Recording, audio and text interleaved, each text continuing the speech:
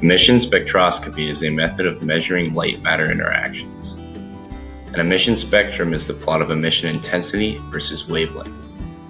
Wavelength is the distance between two peaks on a wave. Emission intensity is a proportion of the number of photons emitted at a wavelength. For each peak on an emission spectrum, the lambda max is the wavelength for which the emission intensity has the greatest value.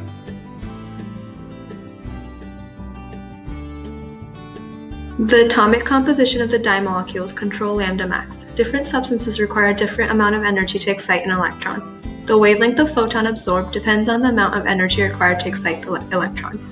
To simplify this example, we are assuming the electron is excited at one energy level. The lower the wavelength of photon absorbed by the electron, the more energy is absorbed.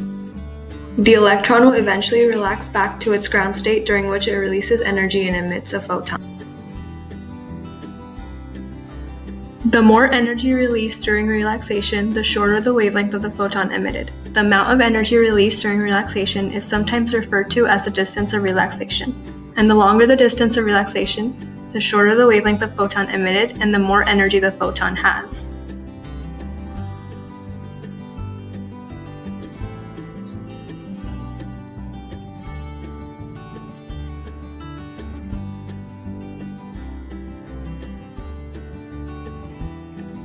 When an electron absorbs a photon, it becomes excited and transitions to a higher energy level.